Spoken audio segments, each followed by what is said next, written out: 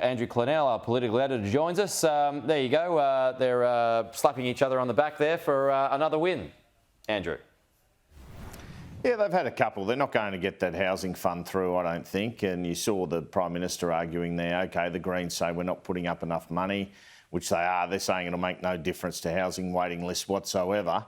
But he says, what do you want? No money instead. But that looks like that's where we're at. Safeguards mechanism, we know they're going to have a win on that. The Senate was sitting late last night to first get this National Reconstruction Fund through and then start working on the safeguards mechanism. Yeah, you see the Greens, they've sort of folded, haven't they, at every turn so far since the election. At some point, they're going to have to push back to convince their followers and their voters that they're holding the government to account. Yes, but I guess we've got a year and a half, which I think it'll be a year and a half as opposed to 2 years till the next election, Pete. So they've got a bit of time. Yeah. This migration number and this migration policy, 650,000 over 2 years, that's not going to help housing, and that kind of leads into the argument about the housing fund. Absolutely, Pete. I mean, we're about to cop a real housing crisis in this country, and it's kind of interesting. I think what it says to us, apart from anything else, is that there ain't no end to the housing boom here in terms of prices. No, that's right. Despite the interest rate rises. And because it's a supply and demand thing. So, look, the federal government needs to really prevail on the state governments to get moving on housing supply. I actually think Chris Minns has the intention of doing that in New South Wales. It's got to be a big priority. I mean, we're almost looking at a post-war boom when you look at those figures. And I should explain the difference between, and Abel Rizvi did a bit of it there, permanent migration, this might be confusing our viewers, right? So the permanent migration ceiling is set at 190,000 a year. But that's often people who are already here on student visas and other working visas and so forth. That's when they get permanent settlement. That's the amount we allow to permanently settle here, either through migration or they're already here. This net overseas migration figure, that's how many people are coming in for the year versus how many people are going out. So that's your student visas, your working visas, and as Abel Rizvi said, even your visitor visas and staying. The point is, we're going to have a lot more people here. We need it because we've got workforce shortages. I mean, especially in an area like health, which Chris Minns has been campaigning on.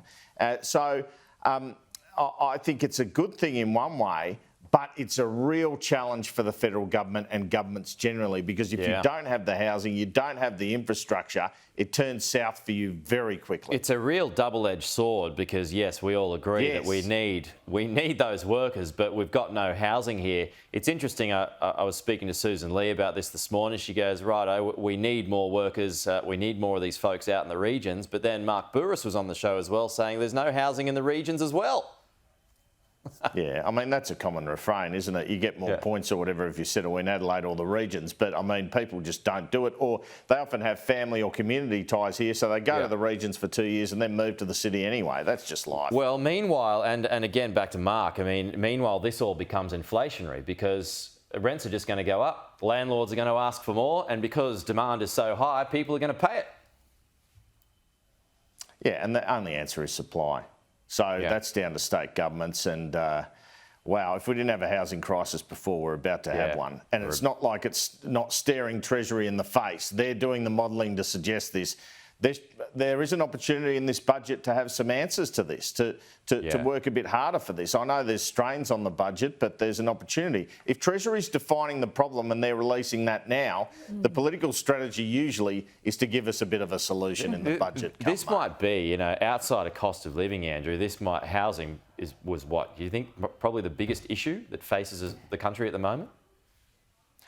Well, in terms of polling, Pete, it's usually cost of living and health, and then somewhere about 4 or 5 you get housing. But if we're talking about big issues that the country needs to address, I think you're right. And like you said, I was talking to someone in the know on the weekend who basically said, and there's been reporting on this too, that we're about to see another housing boom. Prices have dropped for a bit, now they're going to go up again. That's how cycles work. Anyway, Andrew, you did point to that anyway, but just repeating it. Good to see you, Andrew. We'll talk to you soon. Yeah, it's a problem, this one. It's particularly worrying for those who don't have a home. Yeah, Look, there's a good and bad side to all of this. Like, there's a lot of businesses that haven't been able to find workers to fill, you know, unskilled and skilled positions for years, and that's a hangover from COVID. This is a catch-up. In many ways, you know, the Business Council have been, they're the ones that push for 195 permanent migrants. I'm glad Andrew explained the difference there and why we're reporting this figure this morning. But he's also right. When you present a problem like this, and this is obviously sanctioned by the government for Treasury to release these figures, it is ahead of the budget. This is all part of the budget cycle. So you would expect the budget and Jim Chalmers to come up with somewhat of a solution, also probably designed to put a bit of pressure on the Parliament for this housing fund. Maybe, yeah.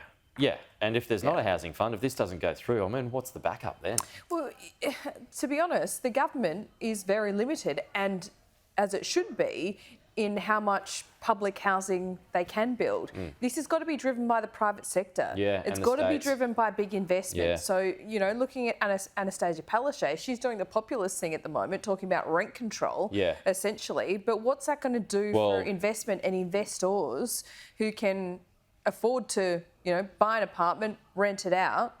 But all they're going to do, right, is just jack up the prices once a year to cover up for two. Well, and round we go. And at the moment, you're seeing in Sydney at least, you're hearing anecdotally $700 a fortnight increases in one go.